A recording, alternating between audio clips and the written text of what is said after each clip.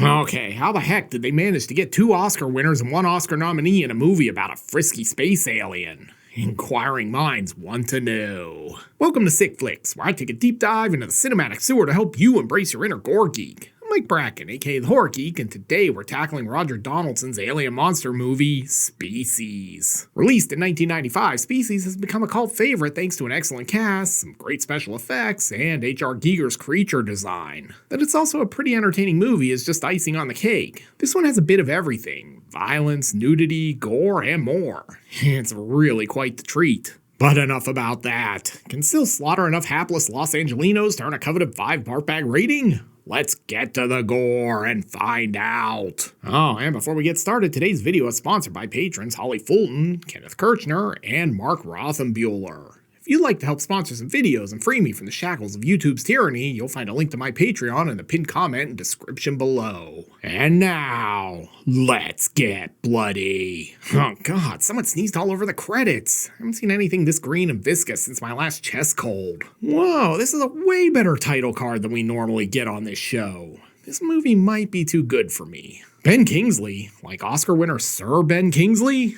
Yeah, this movie is way too good for this show. Oh wait, Michael Madsen probably cancels out the Ben Kingsley. We might be okay. Well, hold on, we've got Alfred Molina. Dude's a wild card. I mean, he got awards buzz for Frida, but he was in Spider-Man 2 as well.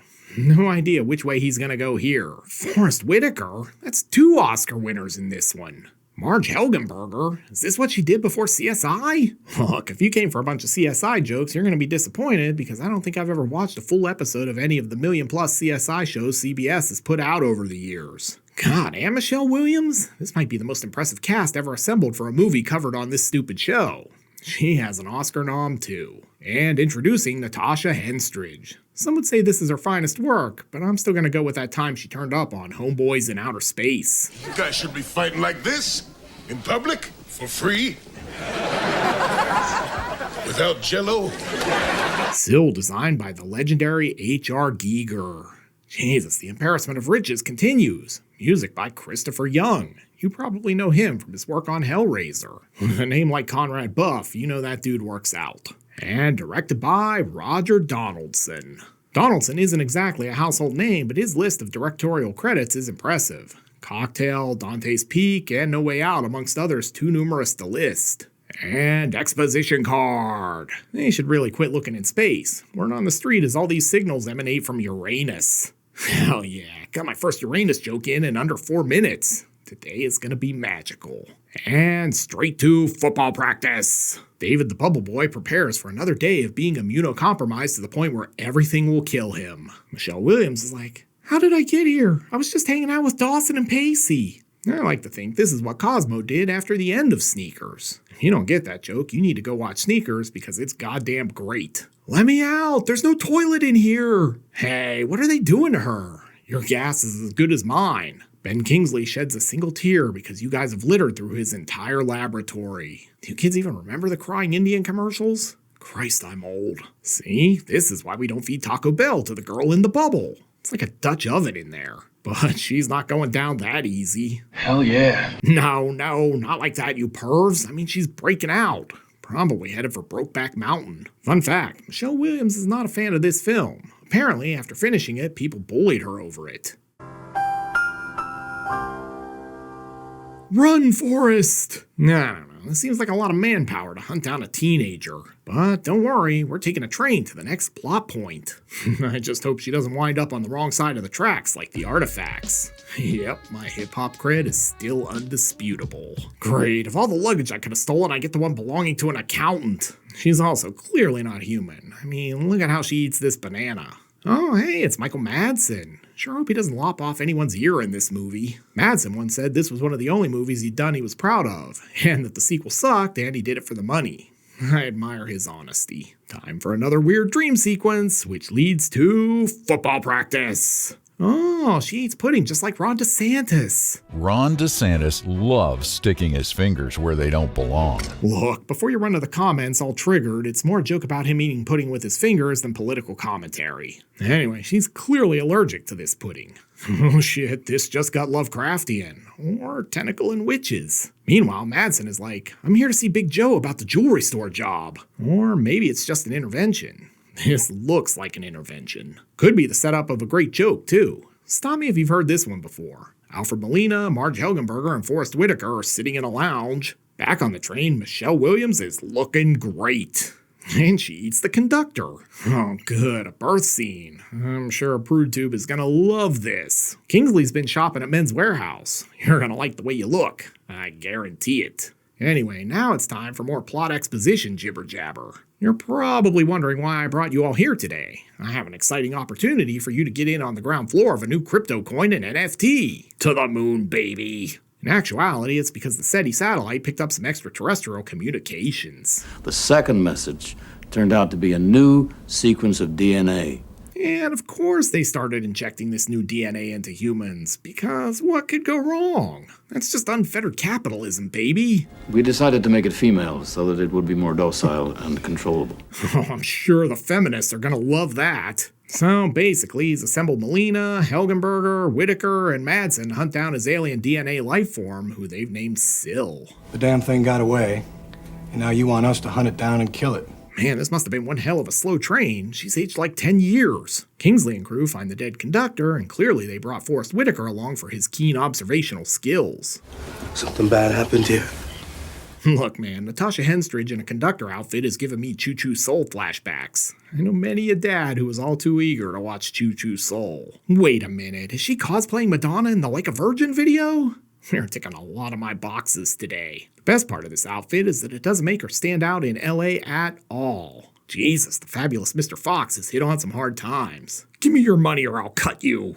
And after a hard day of eating people and shopping, she settles in at the hotel for the night. Man, I sure hope this place has Casa Erotica 16 on pay-per-view. Down at the lab, it's Twins Day. Everyone wear your white jumpsuits. Oh, they're just trying to fix the joystick drift in the Switch controllers. And now it's time for science stuff. Just slide the CPU in here like so. Whitaker's like, no, you're putting it in the wrong slot. That's where the GPU goes. Jesus, what is this thing? A grow house for tumors? When phlegm attacks. Definite blob flashbacks here. Yeah, killing it with fire seems like a pretty good plan. Madsen's not done, though. He's gonna ram it with his pole. Hell yeah. No, I mean this actual pole. Settle down, you pervs. Except... Oh, God. It's not dead. 5 minutes later. With that disaster eventually averted, it's time to go clubbing. Looks like it might be a swingers club. What, no hell yeah? Anyway, this is the kind of club movies love. It has no resemblance to reality. Real clubs are just full of drunk people dancing poorly, a couple having a fight, and plenty of sad sacks trying to hook up. There's a reason they're dark. Seeing all the desperation firsthand is bad for business. Like, see? The movie wants us to believe this hot chick is not only going to hook up with some dude, but that she'd take the Browns to the Super Bowl in some dingy club restroom. In real life, that's 2 great ways to get crabs. Oh, Jesus, she just got her spine ripped out like she was fighting Sub-Zero. Finish her. Flawless victory. With some of the competition eliminated, Syl makes her move. Not gonna lie, I'm so oblivious to obvious come-ons that if a woman ripped off her top and said she wanted me to take her somewhere, I'd be like, well, I don't know, that's kind of far out and I need gas. Maybe your girlfriend can take you. Now, Kingsley and the feds are crashing the place. Hey, her date kind of looks like a young Decker Shadow. Amazing hair.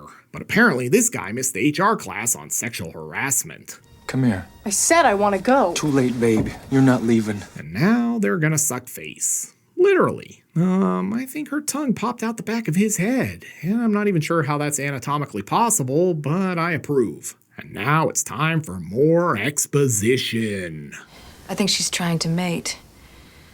Reproduce. Thanks, Marge. We all figured that out like half an hour ago.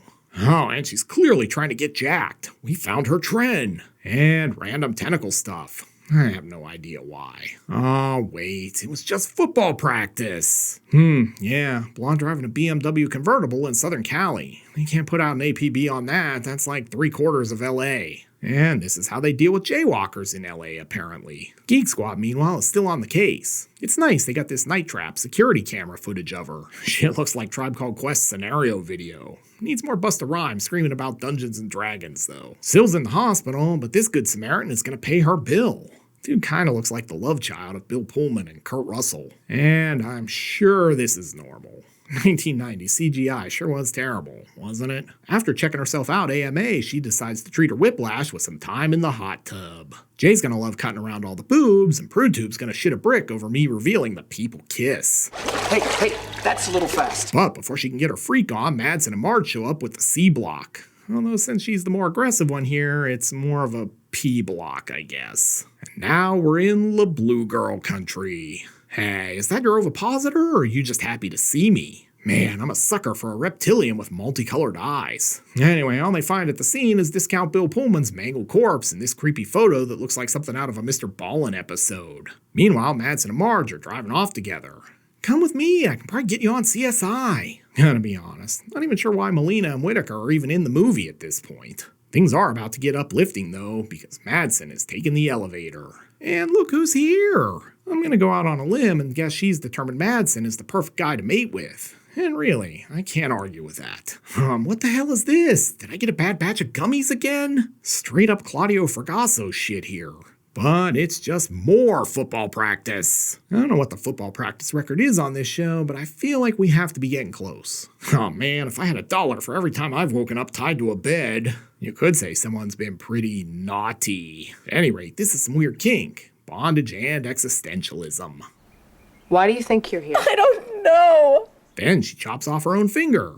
This is definitely getting a thumbs up from me. Next, she heads off in the Ford station wagon. She's ready to mate and take the kids to soccer practice. Looks like it was the right car for her new gig collecting urine samples, though. So, did I ever tell you I was in Ghost Dog? Whitaker heads out to pick up the trail, but all he finds is this jump scare. Ooh, double jump scare. Syl takes off, but everyone's in hot pursuit, including these helicopters that were just apparently on their way to the club as well. Oh yeah, typical LA driver. I mean, this is still a better route than the 5 at rush hour. And as LL Cool J once said, explosion! Oh, I get it now. The bondage lady from earlier was her fake-out decoy to convince them she was dead.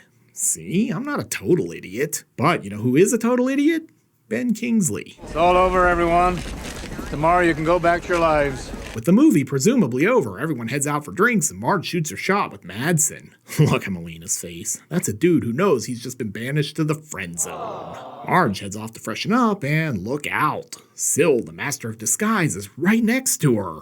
Hey, that guy you were with was totally cute. I'd love to lay my eggs in his chest. Go on a date with him. That other thing would be totally weird, right? Then Madsen and her meet up. I think something's rising. Hell yeah. No, not like that. I mean, they're going up in the elevator. And shit, is Madsen and Marge's twosome about to become a threesome? And speaking of menages, Melina's trying to start his own. Amazingly, it's not a me, myself, and I event. This is Bill and Tony. I forget your name. Guess he got shut down there, too. But he finds Syl, so maybe he won't be spending the evening with Rosie Palmer and her 5 sisters after all. Which is exactly what happens, but I can't show you that because PrudeTube hates boobs. Oh god, now Forrest Whitaker's on the prowl too. When did this movie get so horny? Man, I can't escape these Avon sales ladies even in the hotel. You better have my glimmer sticks. They barge into Melina's room, but they're too late. At least the dude went out with a bang, I guess. And Ben Kingsley is over the whole peaceful Gandhi thing, judging by this giant gun. Then they run into Madsen, who has a gift for stating the obvious. She must have come through here. Yeah, what gave it away? Was it the dead guy? Maybe he just had a job site accident. Oh, great. They're headed to the sewer. They're either going to find Cannibal John Morgan, a giant alligator, or DOS effects down here. Kingsley then wanders off on his own, and I can't shake the feeling that this is probably a suicide mission for him. Oh yeah, taken out by the xenomorph. You can definitely tell Giger worked on this. And you could say he's really in the shit now. You know, because he's in the wastewater. Not gonna lie, this looks like the lead up to an area where you'd fight like a zombie shark in a Resident Evil game. Fire in the hole! Literally. Should you really be lighting flamethrowers down here? I feel like there's probably a lot of gas buildup, and not just because Forrest Whitaker had tacos earlier. At any rate, Sil looks great, and is ready to pop out them kids apparently. I totally can't show it because prude tube, but the alien nipples are really freaking me out. I don't even want to know what the design meetings for this thing were like. Hey, it's Master Splinter. I bet the rest of the turtles are down here somewhere. I'm gonna go back through there and see if I can flush her out. Hey, Michael Madsen, leave the toilet and sewer jokes to me, man. Don't be upstaging me on my own show. Not cool. Great, now there are mutant babies down here too. What we're missing are some chuds, and the sewer monster bingo card is full. But first, he eats the rat. And then he's on to Forrest Whitaker. Oh yeah, whatever this thing is looks great. Definitely a Resident Evil boss. Mom's back in the action too, and this inconveniently placed oil pit is on fire. So everything is going fantastic. Oh, and Madsen's getting all choked up. He performs a little alien circumcision to get free and then starts blasting. With one alien down, it's time to save Forrest Whitaker, who's somehow bucking the odds and still alive. Dude's like Raj in Night of the Demons right now. But the alien isn't dead, and we've got a spirited game of Forrest Whitaker tug-of-war happening. Until Madsen decides to cheat. Let go, you motherfucker. Giger had a lot of issues with this production. Most of them were ignored by MGM. However, his argument that killing Sil with a flamethrower was too much like Aliens in T2 did convince everyone to opt for the shotgun blast instead. That feels like an ending, but even Madsen is still waiting for the swerve. Oh no, here it comes. Master Splinter, no! Now we're gonna have Teenage Mutant Ninja Aliens. And cue credits. So, what have we learned from Species? Well, quite a few things actually. Michael Madsen can play a hero. Also, you can get a bunch of Oscar and other prestigious award winners to star in a giant big budget B movie if you pay them enough. Schwarzenegger was even interested at one point, but they couldn't afford him. That's crazy. Even crazier is that Species was something of a franchise. There were 4 films in total, as well as several comic books. But enough about that. Can Species kill enough hapless potential alien-human hybrid fathers to earn a coveted 5 barf bag rating? Let's go to the gore card. In terms of gross anatomy, Species is surprisingly gooey. We're treated to ripped out spines, tentacle probing, a partially ripped off face, crazy and alien makeup effects, and one fantastic exploding alien head. I'm really sort of torn on what to score this one, so I'm gonna go for a respectable 3 barf bag rating. Species is a sick and fun little flick. Looking for another crazy alien movie? Then be sure to check out my review of Forbidden World. You'll find a link here on the screen. I'll meet you over there. Until next time, I'm Mike Bracken, aka the Horror Geek, bringing you all the splatter that matters.